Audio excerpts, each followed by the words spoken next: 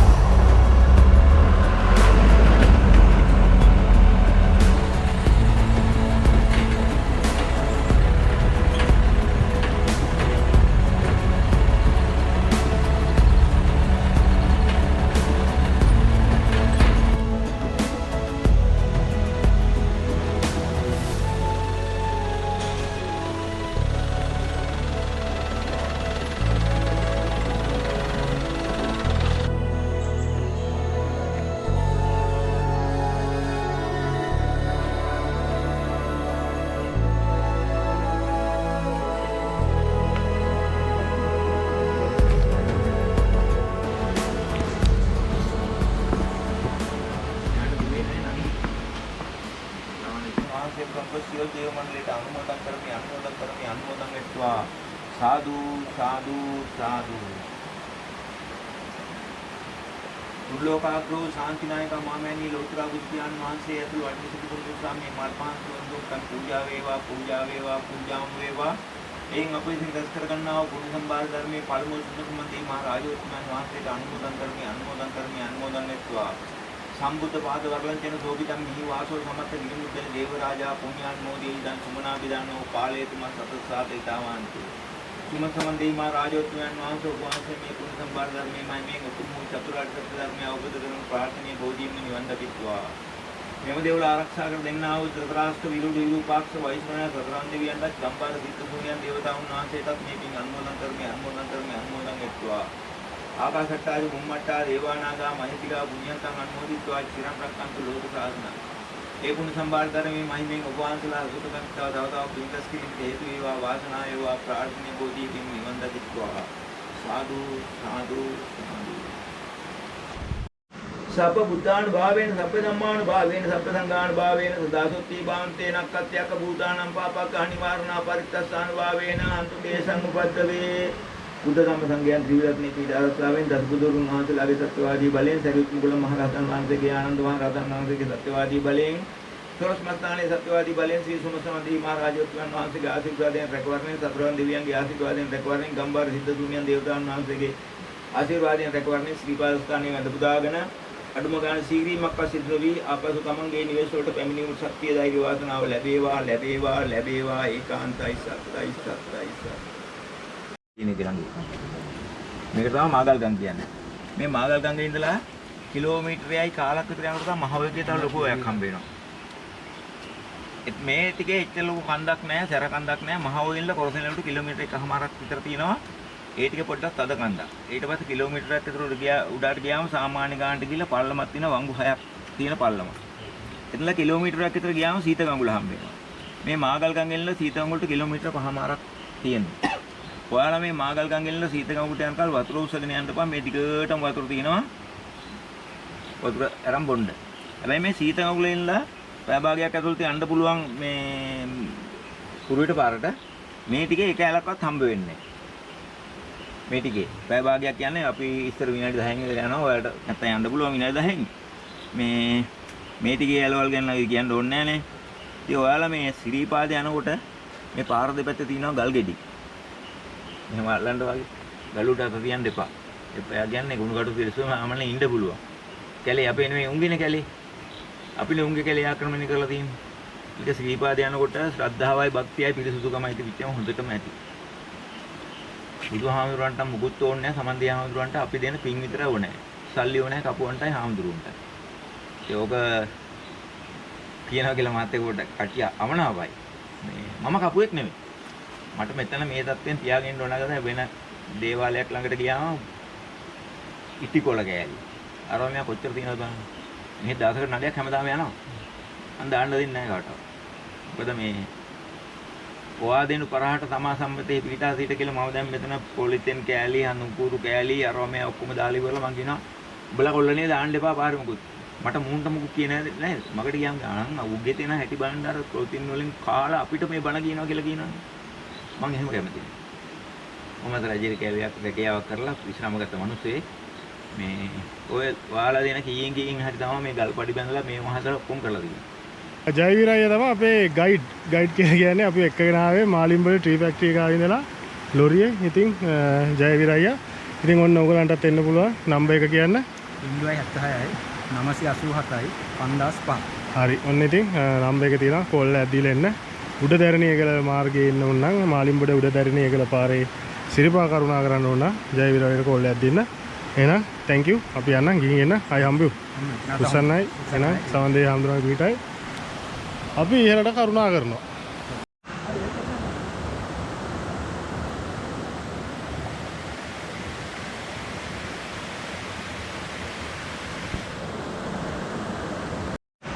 ඉතින් ඔන්න මේ ඇල පහු කරගෙන කොහොමම ඇවිල්ලා මෙතනින් තමයි ඔන්න ගොඩ වෙන්න තියෙන්නේ උඩට.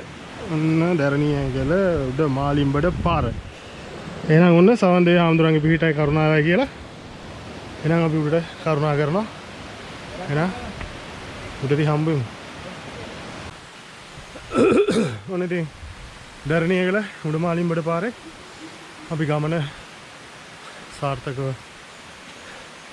අවසන් කරන්න නම් සාර්ථකව නිම කරන්න නම් මේ ගමන සියලු දෙනා පරිස්සමෙන් යන්න ඕනේ. ඉතින් ඒක නිසා හැමෝම පරිස්සමෙන් අපි මේ ගමනේදී විශේෂයෙන් මේක තෙත් කලාපනේ සරපයින්ගෙන් ප්‍රයසංගෙන් විශේෂයෙන් මොකද මේ කුණ කටු පොළොන් තෙරිස් වගේ පොඩි සත්තු ඉන්න පුළුවන් මේ තැන්වල ඔන්නේදී අපිට හම්බ වෙනවා ලස්සන දොළ පාරක්. එහෙනම් ඉන්න දොළ පාර ගොඩ වෙලා අපි යනවා ඉදිරියට. ඉතින් දරණියගල උඩමාලිම්බඩ පාර කියලා කියන්නේ ලංකාවේ දෙවණියටම දුෂ්කර මාර්ගය එක විදියට සඳහන් වෙන්නේ මුක්කුවත්ත පාර. දෙනකන්ද මුක්කුවත්ත. ඉතින් පේනවනේ ශ්‍රීපාදයට මාලිම්බඩ. ඉතින් දෙවණියටම දුෂ්කරම පාරක තමයි මේ දරණියගල උඩමාලිම්බඩ පාර කියලා කියන්නේ. ඉතින් එක මුක්කුවත්ත පාරනේ. අපි ඒක ගිය මාසේ ගියානේ. ෂා.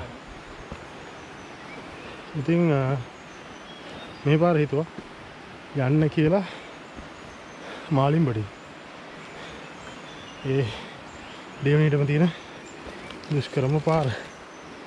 ඉතින් බලමු කොහොමද කියලා මේක. ගමන පටන් ගත්ත විතරයි. දැන් නම් පොඩි නැක්මක් තියෙන්නේ.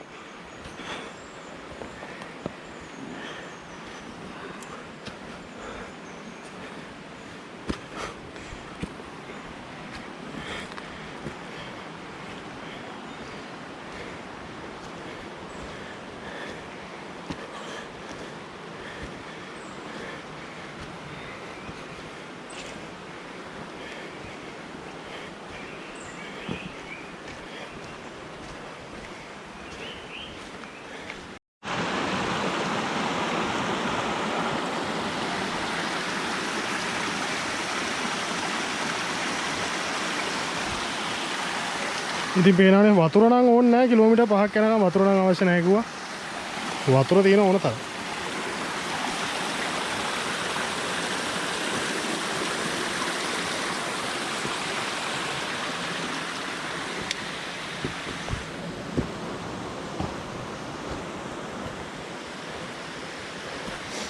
ඉතින් කාලගුණේ තත්ත්වය නම් දැනට හොඳයි. කාලගුණය ඇත්තටම දැනට හොඳයි. වැසිබර කාලගුණයක් නැහැ. ඇස් එපා කියලා තමයි අපි කියන්නේ අද. ඇස්සවලහක දෙයියන්ට අපි කියනවා අද අපිට ඇස් එපා. අපි වර්ෂාවෙන් ආරක්ෂා කරගන්න කියලා කියන ගමන් අපි සෝන සමන් දෙයියන්ගේ පිටේ ශ්‍රීපාදයට ගමන් කරන ගමන් ඉන්නේ. ඉතින් වතුරෙන් නම් අඩුවක් නැහැ. වතුර නම් තියෙනවා ඕන තරම්.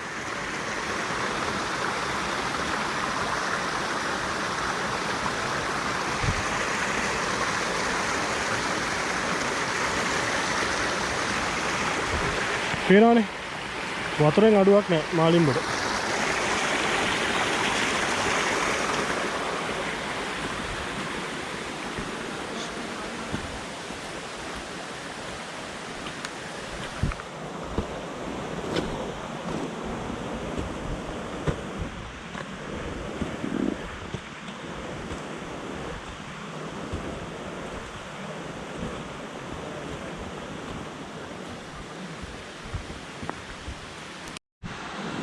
පේනවනේ මේ ගඟේ නම නම් මතක නෑ. මොකක්ද කියලා මං යටින් දාන්න. ඉතින් මේ ගඟෙන් එගොඩට යන්න තියෙනවා ඉගොඩට ගිහිල්ලා තමයි යන්න තියෙන්නේ. ඉතින් ලස්සන ගඟක් පේනවනේ. වතුර වලින් නම් අඩුවක් නැහැ කියලා කිව්වා. අපි යමු ඉස්සරහට.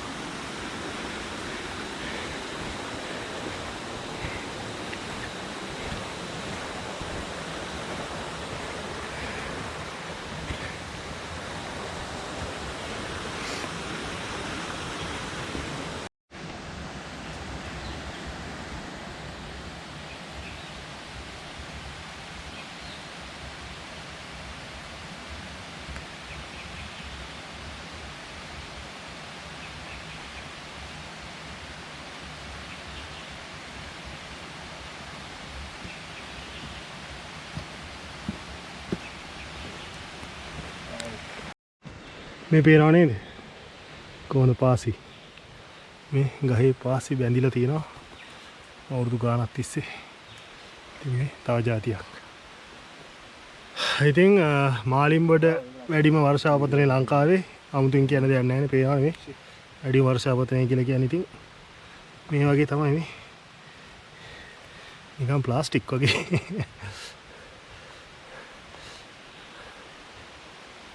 මේ මුළු ගහේම තියෙන්නේ පෙන්ද පාසි අවුරුදු ගාණක් තිස්සේ. මේකට වතුර ශාස්ත්‍රීය වෙච්ච පළාතක් පේනවා. ඉතින් ඒවත් අපි විඳ අපි නම් ඊළඟම කර්මා කරමු. යමු. ලංකාවේ වැඩිම වර්ෂාපතනය මාලිම්බඩ. ඉතින් මේ ගල් පාස්සි වලින් බැඳිලා තියෙන්නේ මුල් කුයිලෙත් එතයි පරිස්සමෙන් එන්න ආවොත් ලිස්සනවා.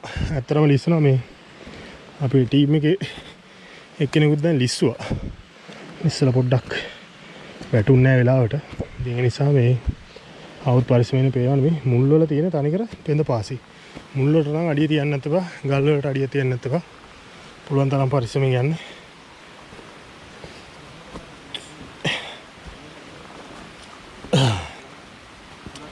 පේනවනේ වතුර.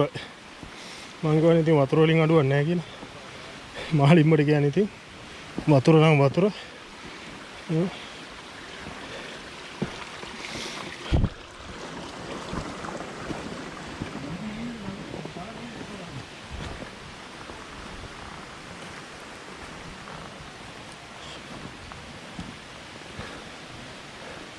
ලස්සන ගලක් තියෙනවා නේ.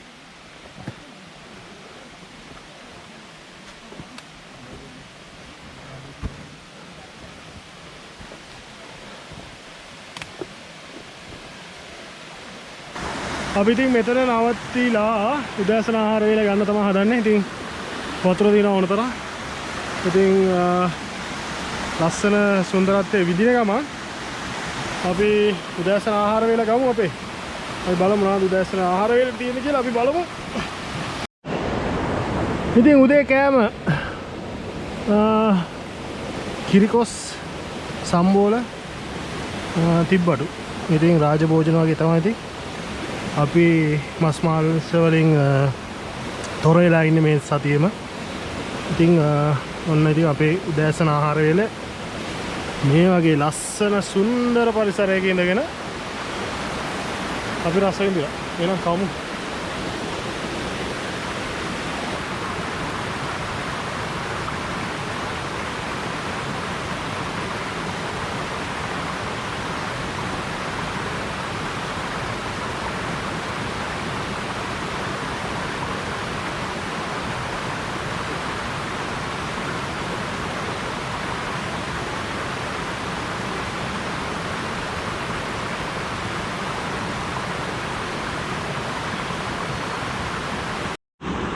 ඉතින් උදෑසන ආහාරය අරගෙන ඉවර වෙලා අපි නැවතත් ඉහළට කරුණා කරන්න තමයි හදන්නේ. ඉතින් යාළුවම කාලා යනවා. ඉතින් මාලිම්බඩ අතරම කාලගුණ තත්ත්වය හොඳයි. වැස්සෙන් අපිට බාධාවක් නැහැ අද දවසේ. ඉතින් අපි ටිකෙන් ටික කන්දක් නැගලා පොඩි තැන්නක් වගේ තියෙන්නේ. ඉතින් අපිට එනවා. ඉතින් වතුර ශබ්දයක්. හොඳ ගඟ නැහැ පාටයි.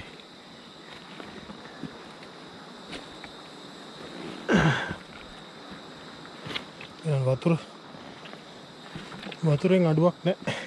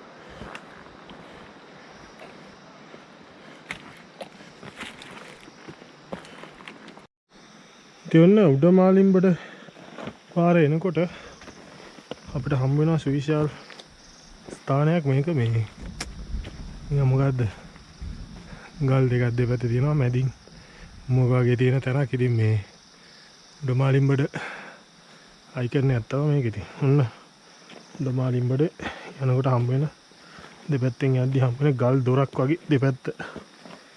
ඉතින් උමගක් වගේ නේ, දොරක් නෙවෙයි. ඔන්න අපි යනවා මග මැද්දේ දෙපැත්තම තියෙන කළු ගල් පාසි බැඳිච්ච